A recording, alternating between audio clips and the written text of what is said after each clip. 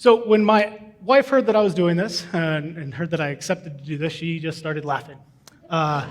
Great confidence booster, right? But it was because right when we found out and I accepted, she was recalling where I was about 10 years ago in my relationship with Christ and just how far we've come, or I've come with Christ in the last 10 years.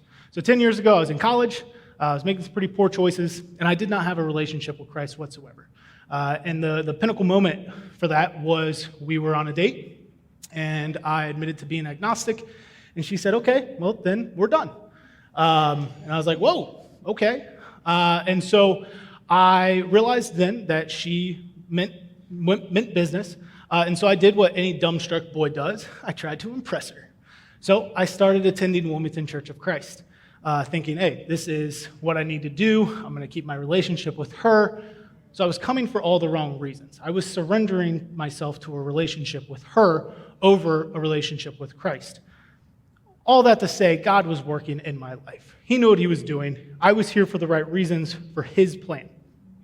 Spoiler, she didn't give up on me. And about 6 years ago, I decided to reconfirm my life with Christ and was baptized. And again, on that same day, she decided she wanted to marry me. So it all worked out. So again, that was over about 6 years ago, and in that time, God's been working in my life and how I can surrender to him and surrender my heart. Genesis 2:15 through 18 gives men 3 things to work on. We are told to work, we are told to obey, and we are told to love. So many of us men in here and listening online, we're great at the work part, right? We go to work, we do work, we work on that honey-do list, all right? I promise I'll change the light bulb later, okay? But how often are we actually on a daily basis working to surrender to Christ? How often are us as men, we think we're manly men, but how often are we godly men surrendering to Christ on a daily basis?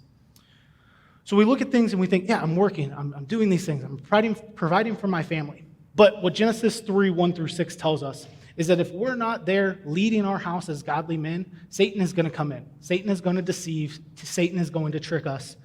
And he's going to break through those walls in our house. So we have to surrender our whole selves on a daily basis.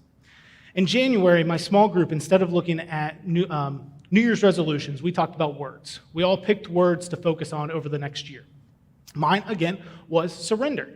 But again, I was looking at it for the wrong reasons. I just recently started my own business. Things were stressful. I wanted to surrender the business to Christ, and that was going to make our lives a lot easier, both at home and everything. But again, I was surrendering a piece of me. I was not surrendering my whole self. And God just has continued to show me how I need to surrender to him, to obey his commands, and do it on a daily basis. Also, I'm listening to a sermon series from Lake Point Church right now, and it's kicking my butt in the best ways.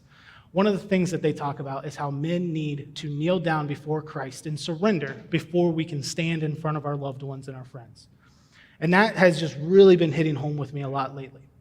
So without surrender or sacrifice, men cannot love the way that we are supposed to. So I'll wrap up here with Ephesians 5:12. Wives, submit yourselves to your husbands as you do to the Lord. And I'm going to go ahead and just yield my time to the next speaker, okay? Just kidding. It goes on, all right? In our pre-marriage counseling we had with Dale here at the church, he talked about how women have a verse on submission to their husband and to the church. But then it goes on to say that the men have an entire paragraph. Right? I guess it just takes a little bit longer for it to get through our heads, right? And so it states, men, love your wives just as Christ loved the church and gave himself up for her. So men, we are called to work, obey, and love. Without all 3 of those, one of them will fail.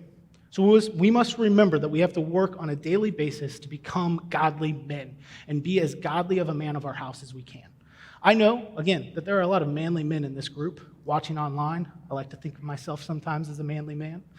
But when was the last time you checked yourself on a daily basis with how godly of a manly man are you being?